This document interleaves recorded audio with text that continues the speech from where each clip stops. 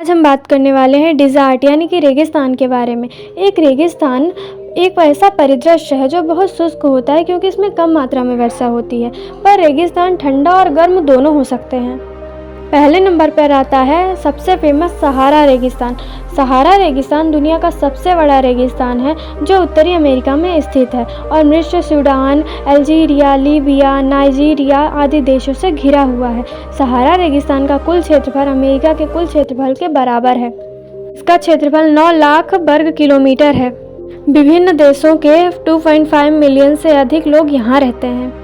दूसरे नंबर पर आता है अंटार्कटिक रेगिस्तान। अंटार्कटिका दुनिया का सबसे ठंडा रेगिस्तान है। यहाँ पर तापमान बहुत कम होता है और इसका कुल क्षेत्रफल का 98% हिस्सा बर्फ से ढका हुआ है।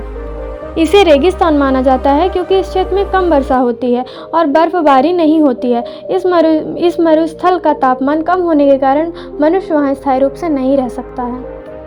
तीसरे नंबर पर आता है आर्कटिक रेगिस्तान। आर्कटिक रेगिस्तान में कनाडा, आइसलैंड, नॉर्वे, ग्रीनलैंड, रूस, स्वीडन और फिनलैंड के क्षेत्र शामिल हैं।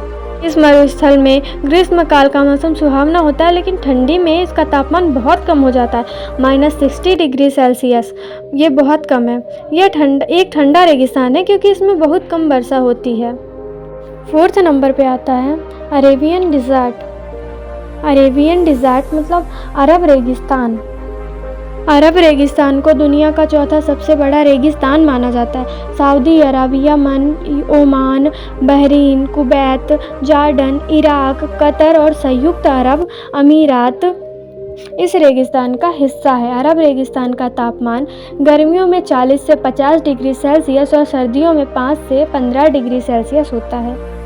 फिफ्थ नंबर पे आता है गोबी डिज़र्ट। गोबी रेगिस्तान। गोबी मरुस्थल एशिया का सबसे बड़ा मरुस्थलीय क्षेत्र है।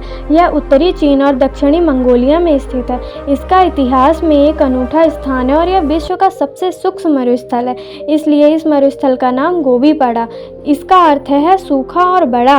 ग्रीष्मकाल में इसका तापमान 50 डिग्री सेल्सियस होता है, जबकि ठंडे समय में शीतकाल में इसका तापमान -40 डिग्री सेल्सियस होता है। अगर आपको इन्फॉर्मेशन पसंद आई हो तो लाइक, शेयर एंड सब्सक्राइब कर दो।